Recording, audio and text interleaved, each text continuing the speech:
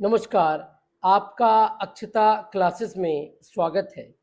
आज हम रामधारी खंड 1 की प्रतिलेखन संख्या 6 की डिक्टेशन करेंगे, जिसकी स्पीड 80 शब्द प्रति मिनट होगी। आपकी डिक्टेशन अगले 5 सेकंड में शुरू होगी। 5, 4, 3, 2, 1 स्टार्ट। उपाध्यक्ष महोदय, तब उन लोगों को कुछ आशा हुई कि हम लोग भी उसी तरह चल सकते हैं जिस तरह से पहले चल रहे थे। लेकिन अभी हाल में जो चुनाव हुआ उससे देश के धनिकों के मन में बड़ा संदेह पैदा हुआ कि इस चुनाव के बाद उनकी स्थिति वैसी नहीं रहेगी जो अब तक चली आती रही है। गरीबों और अमीरों के बीच में अब तक जो बहुत बड़ा अंतर चला आ रहा था, उसको अब तेजी से दूर करने का प्रयत्न किया जाएगा। श्रीमान, मैं आपका बहुत ही आभारी हूँ जो आपने सदन में चालू वर्ष के बजट पर अपने विचार प्रकट करने का अवसर दिया है।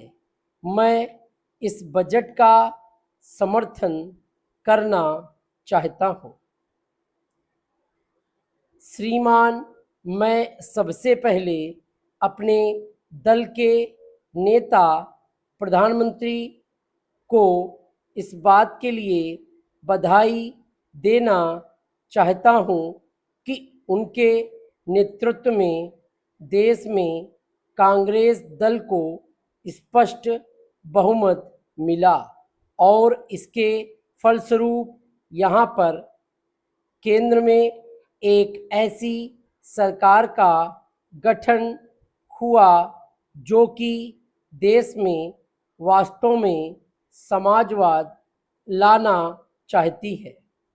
मैं वित्त मंत्री जी को इस बात के लिए बधाई देना चाहता हूँ कि लोकसभा के मध्यावधि चुनाव में जनता द्वारा कांग्रेस दल को जो आदेश दिया गया था, उन्हें स्मरण है। वह तन मन धन से उसका पालन करना चाहते हैं। वह आदेश था देश में सामाजिक और आर्थिक विषमता दूर करने का, देश से गरीबी, बेकारी और बेरोजगारी को हटाने का और देश के जो पिछड़े हुए हिस्से हैं उनका पूरा विकास करने का। साथ ही साथ इस बात का भी आदेश था कि देश के अंदर इस प्रकार की सामाजिक और आर्थिक व्यवस्था पैदा की जाए जिसके अंतर्गत जनता शोषण से मुक्त हो सके। श्रीमान, यह ठीक है कि देश में कृषि के क्षेत्र में उत्पादन में वृद्धि हुई है, परंतु इसके साथ ही साथ यह भी दृष्टि में रखना चाहिए कि लागत में भी पूरी वृद्धि हुई है। इसके लिए आवश्यक है कि सिंचाई के साधन बढ़ाए जाएं और अधिक उन्नत बीजों का प्रयोग किया जाए। आज कृषकों को कृषि के यंत्र मिलने में बहुत कठिनाई हो रही है।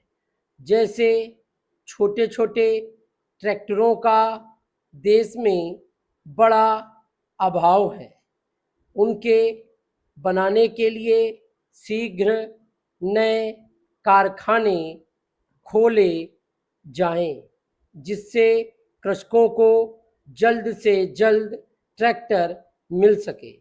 देश तभी प्रगति करेगा, हमारा ऐसा विश्वास है। डिक्टेशन कंप्लीट हो गई है। Thank you.